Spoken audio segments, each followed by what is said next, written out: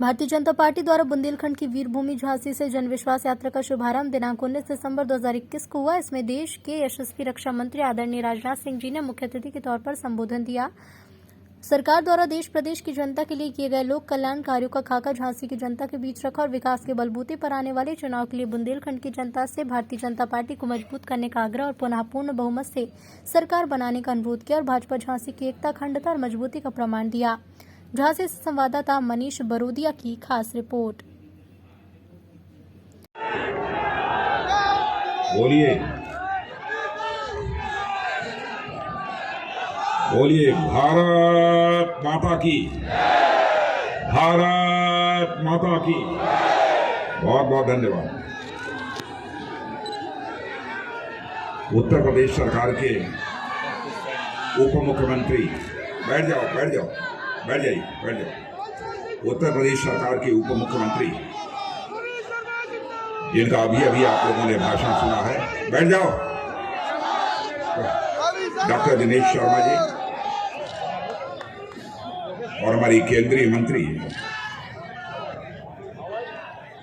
सुश्री साध्वी निरंजन ज्योति जी, हमारे केंद्रीय मंत्री श्री भानु वर्मा जी, केंद्रीय मंत्री BL वर्मा जी और यहाँ के क्षेत्रीय अध्यक्ष श्री मानवेंद्र सिंह जी, सुधीर गुप्ता जी, प्रियंका जी, सलील बिश्नोई जी, सांसद अनुराग जी शर्मा, बाबूराम जी निषाद, रामकिशोर जी साहू, मुकेश जी मिश्रा, जमुना कुशवाहा, विधायक श्री रवि जी शर्मा, श्री राजू सिंह परीक्षा, श्री जवाहरलाल राजपूत, श्री बिहारी लाल आर्य, श्रीमती रमा निरंजन, श्री राम तीर्थ सिंगल, श्री पवन गौतम, श्री हरगोविंद कुशवाहा, श्री सुनील तिवारी, श्री पवन प्रताप और इस बुंदेलखंड की धरती के रहने वाले सभी मेरे सम्मानित माताओं एवं बहनों एवं भाइयों,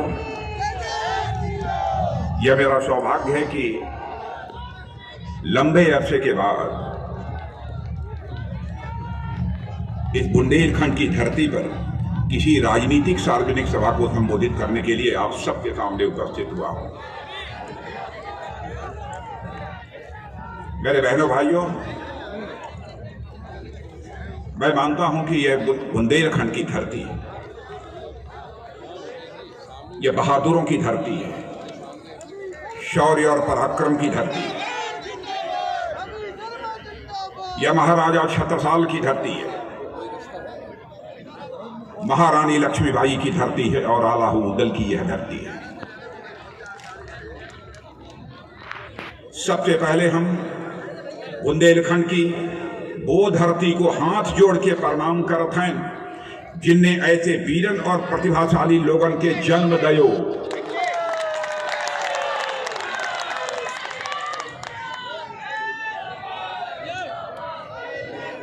और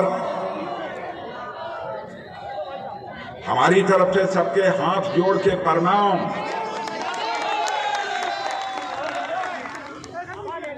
बहनों भाइयों, बुंदेलखंडी भाषा में सही तरीके से नहीं बोल सकता हूं, लेकिन मैंने सोचा यदि मैं बुंदेलखंड की धरती पर जा रहा हूं तो मुझे अपने भाषण की शुरुआत करनी चाहिए, तो बुंदेलखंडी में ही अपने भाषण की शुरुआत करनी चाहिए।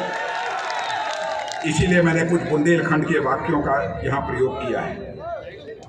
मैं मानता हूं झांसी के बारे में यह ऐसी वीरभूमि है कि हर भारतवासी को यथासंभव अपने जीवन में यह कोशिश करनी चाहिए एक बार इस झांसी की वीरभूमि का आकर वह एक बार दर्शन कर सके।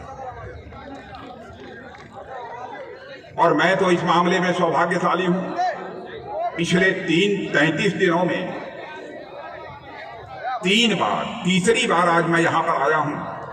राष्ट्र रक्षा संकल्प पर्व जब चल रहा था और जिस समय हमारे देश के यशस्वी प्रधानमंत्री मोदी जी आए थे, उस समय भी मैं यहाँ पर आया था।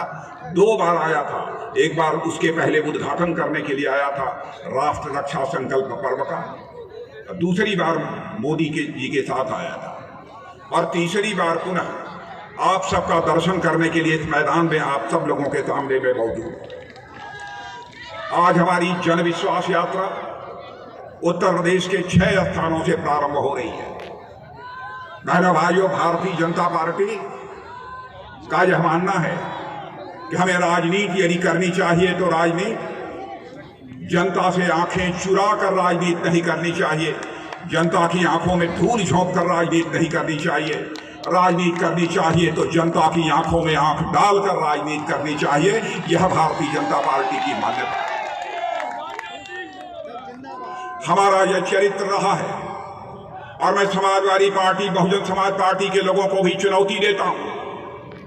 हमारी यदि कोई बात गलत हो तो उसका खंडन उनके द्वारा किया जाना चाहिए। यदि हमारी बात कोई गलत होगी तो उसके लिए मैं खेद भी व्यक्त करने को तैयार हूं, क्योंकि जनता से हम झूठ बोलकर हम जनता का समर्थन नहीं हासिल करना चाहते। यदि जनता का समर्थन हासिल करना चाहते हैं तो जनता का दिल और दिमाग जीत कर हम उनका समर्थन हासिल करना चाहते हैं। बहनों भाइयों, यह हमारे भारतीय जनता पार्टी का चरित्र। जो हम लोगों ने कहा वह करके हम लोगों ने दिखाया है। लेकिन मैं जानता हूं आजादी हासिल हुए लगभग 75 वर्ष पूरे होने जा रहे हैं। इस आजाद भारत के इतिहास में नेताओं ने जनता को बहुत सारे आश्वासन दिए, बहुत सारे वादे किए। आंशिक रूप से भी अपने वादों को पूरा कर दिया होता उन नेताओं ने, तो शायद आज हमारा यह भारत दुनिया का सबसे ताकतवर देश बन गया होता।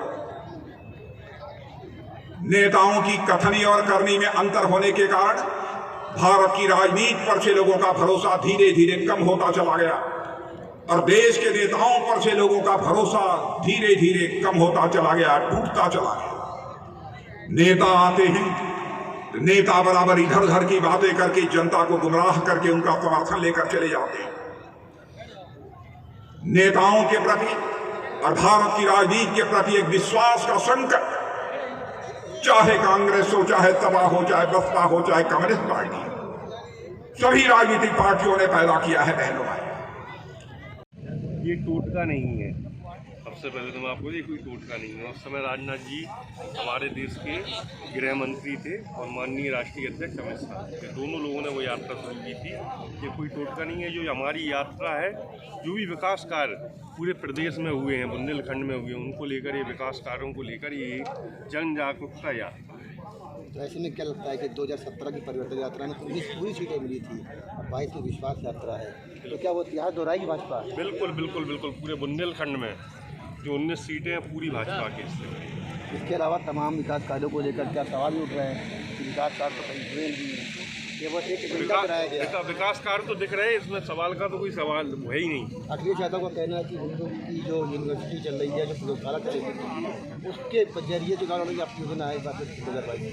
ये अखिलेश यादव जी का जो कहना है वो तो वही बताएंगे कि वो कौन सी यूनिवर्सिटी चलाते हैं। कोई हिंदू की यूनिवर्सिटी नहीं है। जो वो जिन्ना जिन्ना कहते हैं वो ये तय करें कि वो कौन सी यूनिवर्सिटी चलाते हैं। Thank you.